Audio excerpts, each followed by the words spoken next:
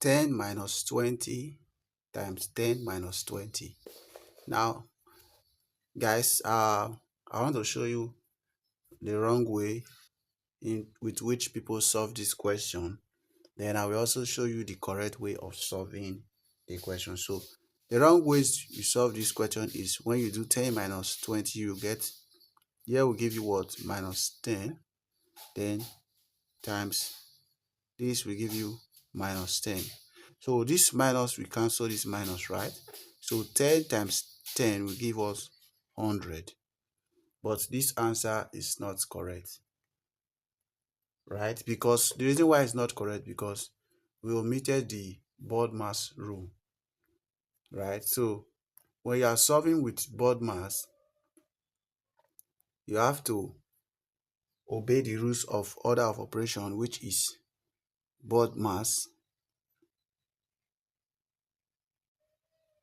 right? So this B is bracket of division, multiplication, addition, then subtraction.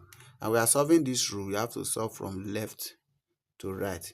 So, and don't forget that division and multiplication have equal priority, so you solve from left to right. So if we follow the rules, we are going to get,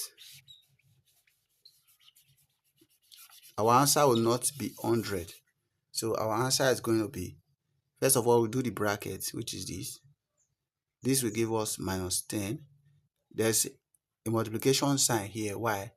Because when a number is close to parentheses, it means that we have to multiply, right? So if we multiply this, it will be times 20. Okay, now we have 10 minus 20 times 10. Now what you need to do is, we have multiplication and subtraction, and multiplication comes before subtraction. So let's multiply this. This will give us 200 plus 210. Then bring this 10 down. 10 plus 210 will give us,